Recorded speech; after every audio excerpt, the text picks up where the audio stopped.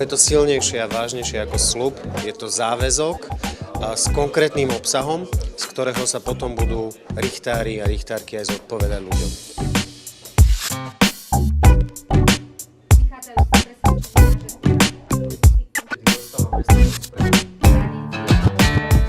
Znamená to veľmi vážny sľub a ja sa snažím každopádne sľuby plniť.